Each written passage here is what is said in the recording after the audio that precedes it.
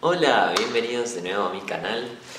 Hoy voy a estar haciendo un pequeño blog de escritura sobre el autor Stephen King. Escribió un libro sobre escritura llamado On Writing, en el que habla un poco de su historia, de cómo llegó a ser escritor, y también da muchísimos consejos sobre escritura. Voy a estar revisando esos consejos hoy. Antes de empezar esos consejos, empieza a comparar todas las cosas que necesita el escritor en su tarea para escribir, ¿no? Con una caja de herramientas en las que va describiendo cada cosa que hay en esa caja de herramientas. Y por supuesto la primera cosa es el vocabulario. Y Stephen King dice que el vocabulario tiene que estar, por supuesto, arriba de todo, y nos da un consejo sobre el uso del vocabulario y nos dice que tiene que ser simple, que las palabras demasiado violetas, o sea, demasiado largas o demasiado adornadas o pretenciosas, realmente no ayudan a un escritor a que esas palabras saquen su mejor significado. Tal vez uno se siente al escribir un poco incómodo al decir palabras simples y está tentado a veces a usar palabras raras o palabras demasiado complicadas, pero eso realmente no es bueno, porque en realidad lo que queremos es transmitir nuestro mensaje hacia el lector, y cuanto menos el lector tenga que detenerse a buscar esa palabra, mejor. Además de que la gente no le gusta sentirse estúpida, y si el autor pretende hacer sentir eso o pretende hacerse el inteligente, ¿no?, al poner palabras raras o extravagantes, van a perder los dos. El autor no va a ser leído y el lector no obtuvo nada de esa experiencia. Sobre esto marqué una parte del libro, ¿no?, lo tengo yo en Kindle, On Writing de Stephen King, y remarqué una partecita. Dice: "Remember that the basic rule of vocabulary is use the first word that comes to your mind if it's appropriate and colorful." O sea, mientras más simple, y generalmente la primera palabra que se nos viene a la mente es la palabra que queremos decir. Cuando uno empieza después sobre eso a pensar, obviamente vienen otras palabras, pero generalmente son menos apropiadas, generalmente más largas, y los sinónimos no siempre están de nuestro lado. A veces incluso estamos con una palabrita dudando y quizá uno mismo sabe con exactitud lo que significa esa palabra o si los sinónimos son exactamente correspondientes. Preferible usar la palabra que uno sabe de toda la vida. En vez de, por ejemplo, decir aseó su habitación, podemos decir simplemente limpió su habitación. Y también Stephen critica mucho cuando el autor evita usar palabras malsonantes. ¿Por qué? Porque en la vida cotidiana la gente usa esas palabras. No significa que el autor vaya a querer usar esas palabras, ¿no? Pero me refiero a que si uno se da en el dedo con el martillo, no va a decir ¡hoy santos! ¡Santas centellas! O ¡oh, Virgen María! Uno dice ¡ay, la puta madre! O ¡ay, mierda! O cosas, ¿no? Palabras no necesariamente demasiado feas, pero sí que reflejan la realidad, ¿no? Reflejan cómo uno habla usualmente. Otra cosa de la que habla Stephen, el segundo consejo que da, es que la otra cosa que tiene que estar encima de esa caja de herramientas del escritor es la gramática, ¿no? El escritor, por más talentoso que sea, tiene que tener claras las reglas del lenguaje, estudiarlas y aprender sobre ellas, ¿no? Los signos de puntuación, la sintaxis de las cosas y todas esas cosas que nos ayudan a escribir bien, ¿no? A escribir correctamente.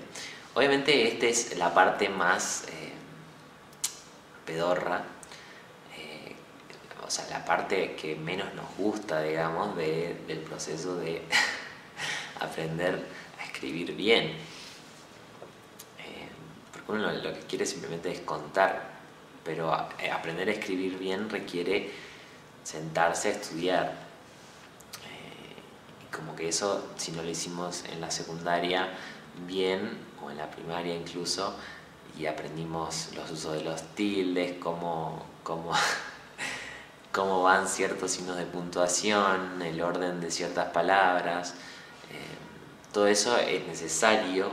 Y nos dice que sabe que es una cosa un poco tediosa, pero es algo que si querés ser escritor tenés que poner la barba en remojo y dedicar un poco de tu tiempo a aprender y revisar todas esas reglas de la gramática. Bueno, la tercera cosa que nos dice es sobre los verbos. Hay dos formas de escribir cómo se hace una acción.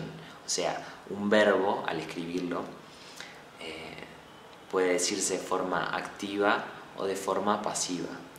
Por ejemplo, si activo es, por ejemplo, yo decir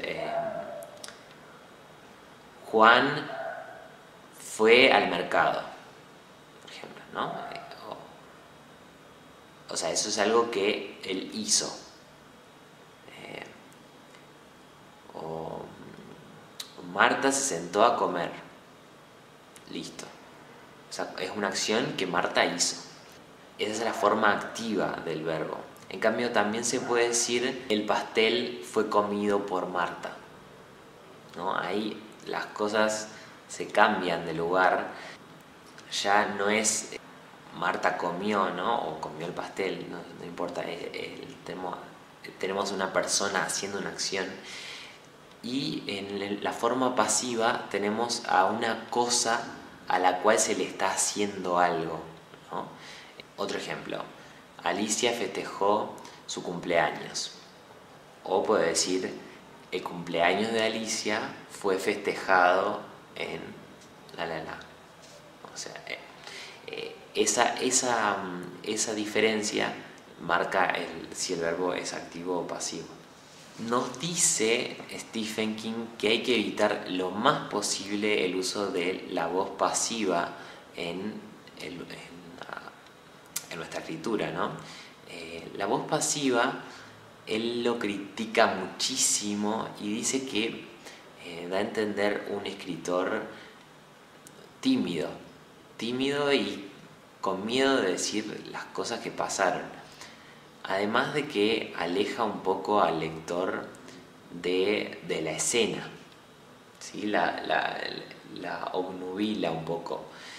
O sea, es más difícil hacerse la idea de algo cuando está en voz pasiva que cuando está en voz activa. La persona entiende más rápido lo que está sucediendo con la voz activa. Además de que tiene la voz pasiva un aire a receta de cocina, ¿no? Como un aire un poco informativo y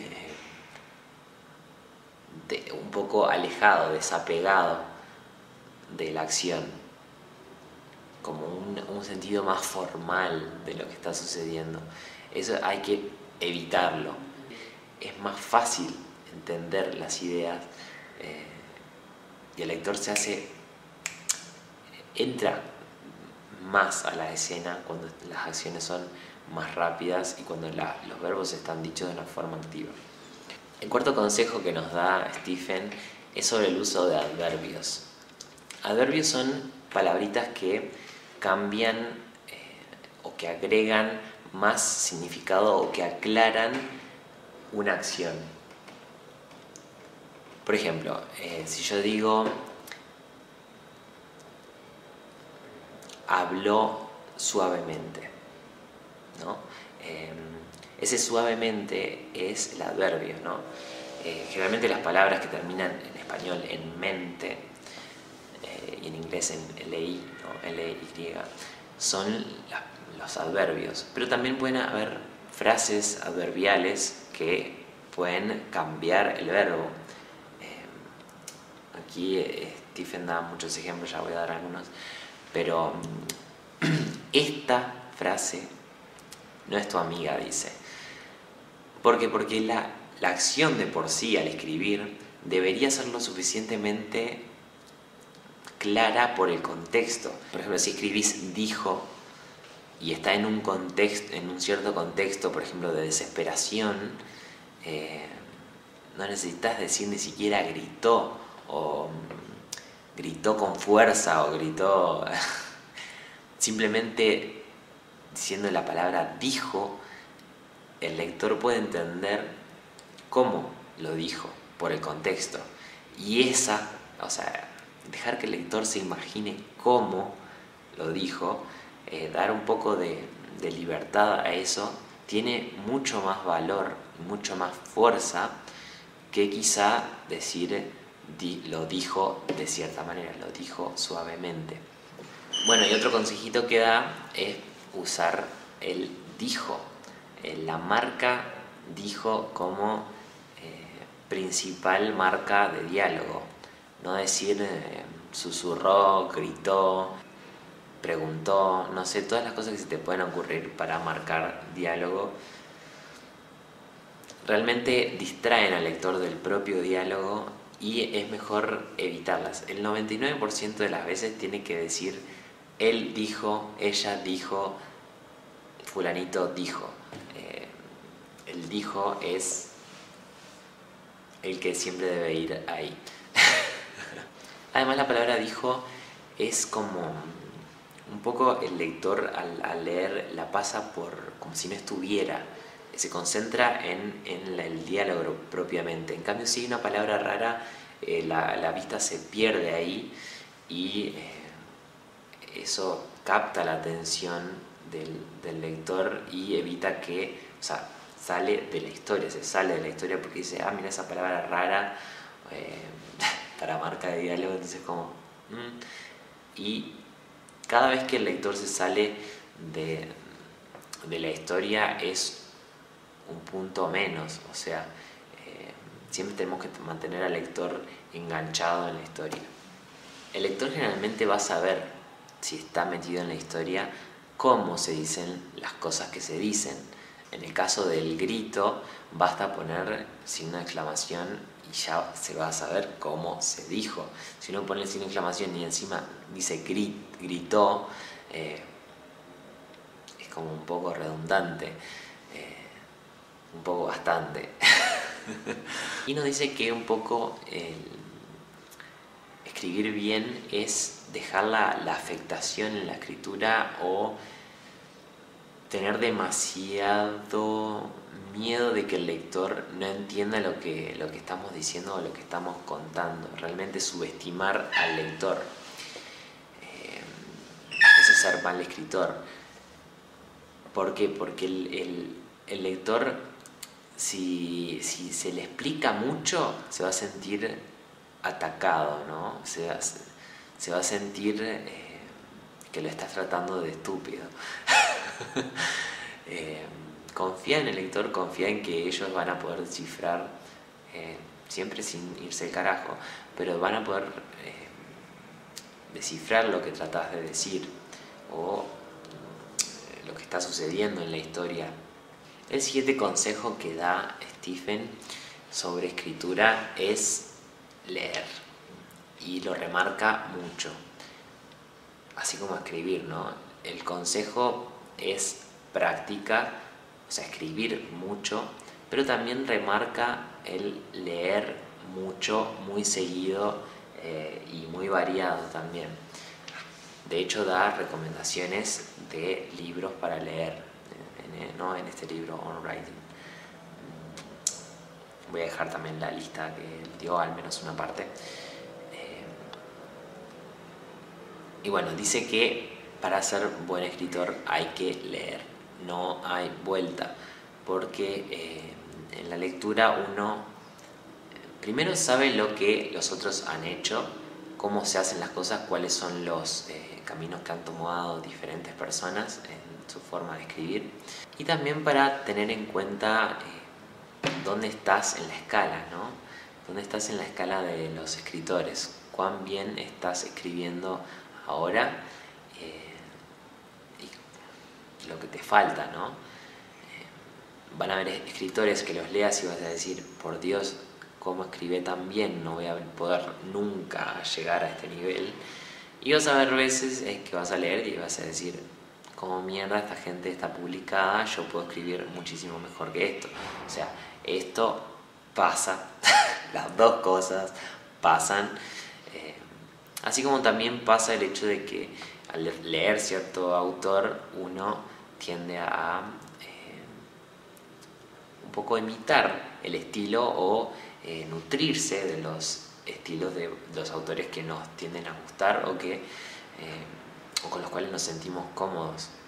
El siguiente consejo que da Stephen es de escribir a diario.